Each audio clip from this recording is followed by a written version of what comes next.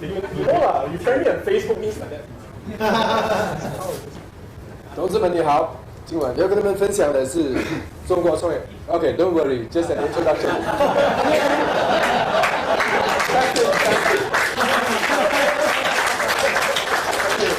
Just a quick question to those of you who have seen me for the first time. Did you ever suspect like I'm from China?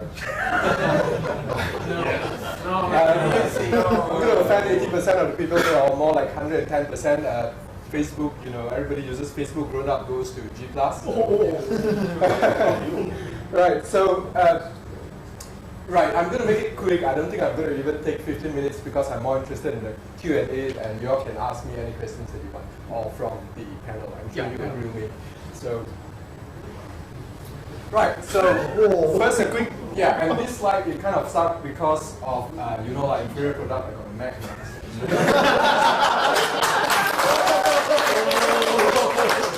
It's my fault really because I was smart enough to do it on Google Docs and then export it as a PowerPoint presentation and then send it to our kind friends here who need to present it on the Mac. That's why it looks very ugly. Sorry about that. I'll try to tidy and do it a nicer one. But yeah, just a quick one. I'm an IT startup founder and I'm an IT startup founder. I'm also more popularly known as a hustler and a dodgy Chinaman. True story. I was on a plane on a flight back from Beijing to Kuala Lumpur, so I was trying to do market validation. I asked these two ladies, they are in their 30s. It seems like they are going on and off. They fly to and fro between China and Malaysia. I didn't exactly ask them what business, but it looks like it's something decent. They really look like decent people, so I was trying to ask, like, you know, do you buy things online, this thing, that thing, and it got to the point that after 5 minutes, one of the ladies like told me that, you know, that usually happens the other way around. Like we Malaysians, we see, sorry if there's anybody from the PRC, where, you know, we just try to like, hey, are you trying to, you know, cheat me some business and all that? So it was the other way around. So I'm going to talk a little bit more about that, but yeah, that's dodgy Chinaman. So I'm Malaysian, I'm pure Malaysian. Yeah, by birth. I love my country. I do get mixed up as a local when I was in China, but yeah, no way I'm going to, you know, call myself Chinese. Okay. The thing that I want to share is that we have a lot of assumptions about doing business in China. So, anybody here has bought products from China before? Oh,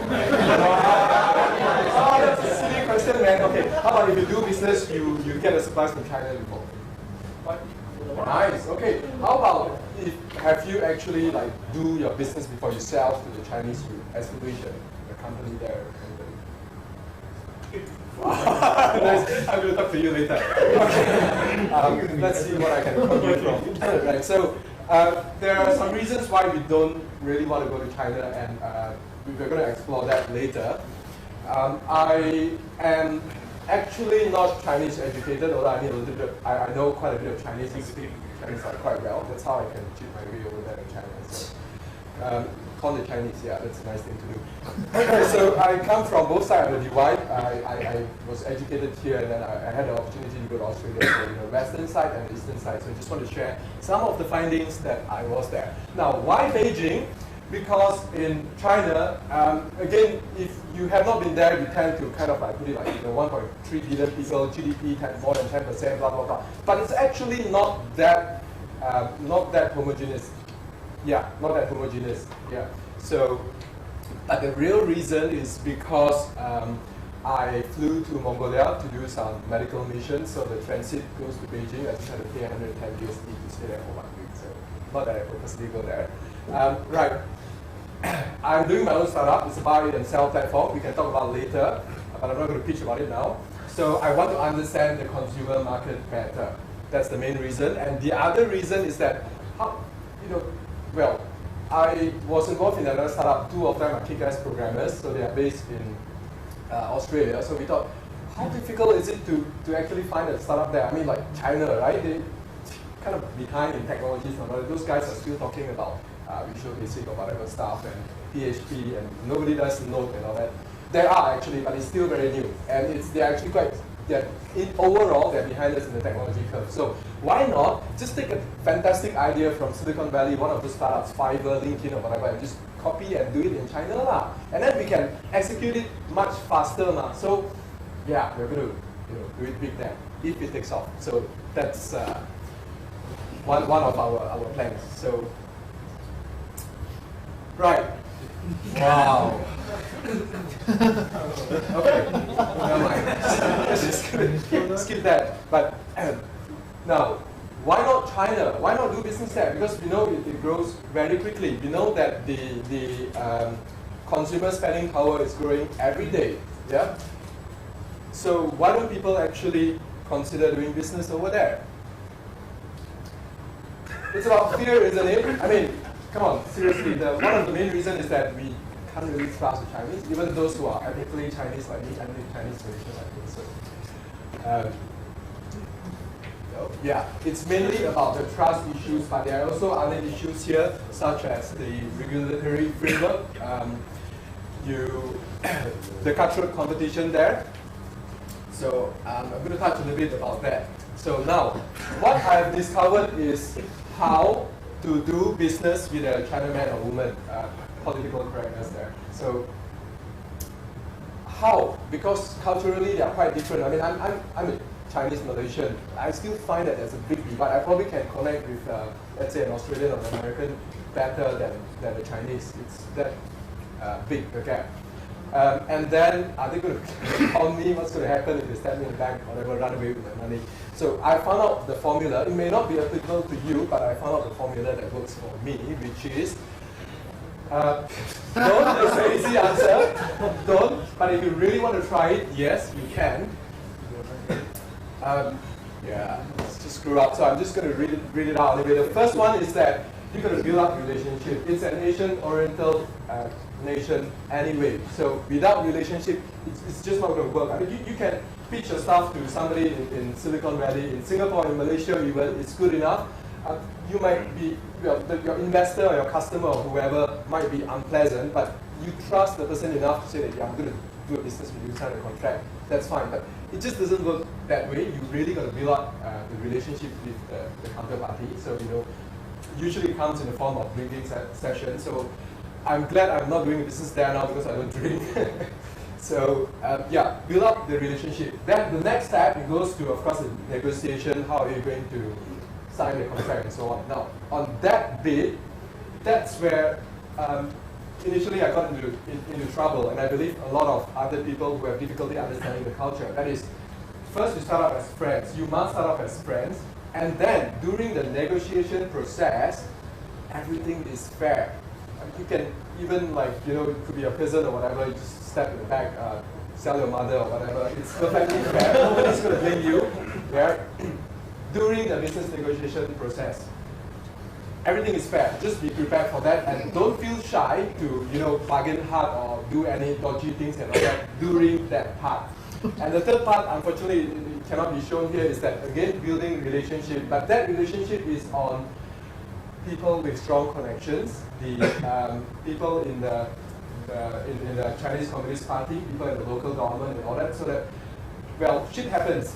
That's really, things will eventually go wrong anyway in the course of business anywhere that you do it. When that happens, what's going to happen is that, yeah, you have the court system. In fact, the Chinese law regulation in terms of intellectual property is the most advanced in the world, if not one of the most advanced. It's more advanced than the US as well as Singapore at the moment. I'll be happy to answer more questions on that. You can come to me offline. But I'll kind of redirect you to the China Law blog, which is a very good resource of the legal part of doing business in China. Now, so when that happens, you've got legal issue. Who you are connected with really is very important. True story. This one comes from a friend of mine who was a lawyer, mainly on the commercial side for about 2 years in China, and Malaysian. And then that lawyer basically handled cases including litigation. So what counts is that you definitely got to partner with a Chinese local lawyer. But what counts is that when you go to the court, it depends on the lawyer's connection with the judge. So who has the better connection will have the better outcome. I mean, if it's a clear-cut case, you're in the wrong anyway, then you're in the wrong. But you can get away off with minimal penalty payments and so on if your local lawyer has got a good connection with the judge. So that is a very critical part, fortunately or unfortunately, of doing business in China. And then just keep that in mind that we always think that they are really dodgy people. That's a generalization. Yes, they are. But if you actually care about reading up the history, what happens during Mao Zedong's time in the 70s, there were a lot of bad things that happened. So what matters then and there is all about survival, simple survival. And to survive, it might even mean you've got to betray your neighbors, even people in your family. There are many cases like that. So that's something which is a bit sad. It's going to take a while to go back to be normalized again. Yeah, that's a fact. But also remember that behind the face, behind the company, there's also a human like you and me. So it's going to be tough to build the kind of close relationship that Malaysians, Americans, whoever build.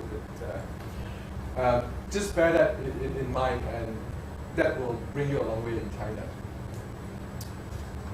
Right. So another important thing that you could be aware of, I think in Malaysians we are aware as well of face, but it's so much more important there. So what's really important is that you've got to make sure in whatever negotiation or when you're in a tough spot, your counterparty will have some sort of escape clause, something that they can defend themselves. Never ever say that you are wrong and I want you to pay or whatever. That may work with Malaysians, not all the time, with Americans, Europeans, or whatever, but never with Chinese. Give them some face, some way where they can salvage and say, hey, I win something too, right? And somehow you can apologize and the other person can save face. Then the conflict can be resolved, right? And that's something obvious you already know. I mean, imagine if there is something like the 99% uprising there, and the Chinese entrepreneur, first thing they're going to think is that, whoa, that's an opportunity to sell posters and masks. So yeah, they are very sharp operators for sure, right? So that's a strength, and just remember that that's always a very big motive when it comes to doing business, profit basically. Even when it comes to breaking law, even when it comes to dishonesty, if they can get a profit, yeah, they want a profit. So if you can accept that, then it's so much easier to work with them. Then I'm quickly going to go through with my experience with startup founders. Challenges, regulations, it's much more difficult. It's much more regulated than here. So people will just do it anyway and don't care so much about the law. Again, it goes back to connection. You have to have some connection if you do that. If you want to do your startup there. Then there's that great firewall of China. I mean, why that's Weibo, why that's Renren, and so on, so many clones. Why? Because all those things that we take for granted, Facebook, Twitter, and all that, is just not accessible in China. So that's why they have to create their own version. That also means a very big opportunity. So if you want to do like what I wanted to do, yes, by all means do it. If you can execute fast, do a clone of something that's not already there in China, right? It's also very lacking in IT infrastructure. Hosting costs can be a little bit expensive in Malaysia. It's even worse in China. So in fact, that's this friend of mine who is doing something like a GitHub for China. Right now, he's hosting it out of China. Consumer behavior is pretty similar with Malaysians. People will only pay for games and for physical goods. Come on, I mean, you guys buy software, really? Seriously? Alright, so it's pretty similar. Well done. Okay, so that's pretty similar.